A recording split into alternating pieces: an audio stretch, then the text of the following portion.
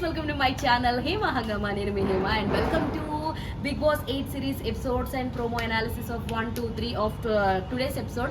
అంటే ఇది 34 అవుతుంది నాకు తెలిసినంత వరకు. కన్ఫ్యూజ్ అయిపోతున్న రోజు చెప్పడం వల్ల.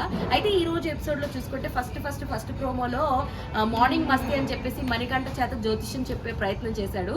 సో ప్రోమోయే చాలా ఇంట్రెస్టింగ్ అనిపించింది. మేబీ ఎపిసోడ్లో కూడా మనకు అదే ఫన్ అయితే జనరేట్ అవుతుంది అనిపించింది. మణికంఠ పర్ఫెక్ట్గా సెట్ అయ్యాడు యాజ్ ఏమంటారు చిలక జోష్యం చెప్పే పంతుల్లాగా.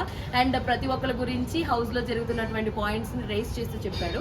ఆ తర్వాత సెకండ్ ప్రోమోలో అండ్ థర్డ్ ప్రోమోలో ఏం జరిగిందంటే వీళ్ళందరూ నిద్రపోతున్నట్టుగా కనిపిస్తే కన్ఫెషన్ రూమ్కి రమ్మని చెప్పి వాళ్ళ హౌస్ నుంచి లెటర్స్ కానీ వాళ్ళ ఇంట్లో వాళ్ళు కుక్ చేసిన రెసిపీస్ని పెట్టి ఎవరెవరికి ఏమేమి ఇవ్వాలని చెప్పి వెళ్ళిన కంటెస్టెంట్ని బట్టి డిసైడ్ చేయడం జరిగింది. ఈ యష్మికి మణికంఠ మీద అంత పగేంటో నాకు అర్థం కాదు కానీ సో అక్కడ డిస్కషన్లో లైక్ నిఖిల్ అండ్ మణికంఠ వస్తే నిఖిల్ది మాత్రమే తీసుకొచ్చింది అనమాట.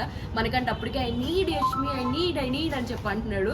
బట్ ఈవెన్ దో తను డజంట్ కేర్. ఆ తర్వాత సిచ్యువేషన్లో పృథ్వీ అండ్ యష్ మీద వస్తే మణికంఠ యష్ మీద వదిలేసి పృథ్వీది పట్టుకొచ్చాడు. స్టిల్ షీ క్రైస్ అనమాట. తర్వాత ప్రేరణది, నబిల్ది అండ్ సీతకి సంబంధించినవి కూడా ఉన్నాయి. వీళ్ళు ఎక్కువ సెంటి అవుతూ ఉంటారు. విష్ణుప్రియ అయితే చాలా న్యూట్రల్గా ఉంటుంది అండ్ నైనిక కూడా ఏడ్ చేస్తూ ఉంటుంది అనమాట.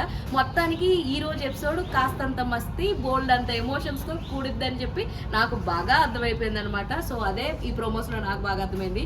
సో మీకు హౌస్లో ఎవరు బాగా ఆడుతున్నారని అనిపించింది let me know in the comment section. మరిన్ని మోర్ వీడియోస్ అండ్ అప్డేట్స్ కోసం మీరేం చేయాలి? ప్లీజ్ డూ ఫాలో హేమ హంగామా.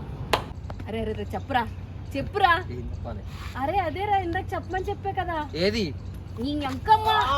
ఫ్రెండ్స్ సబ్స్క్రైబ్ చేసుకోండి ఫ్రెండ్స్ కదా, మీరు కూడా సబ్స్క్రైబ్ చేసుకోండి. లేకపోతే తెలుసుగా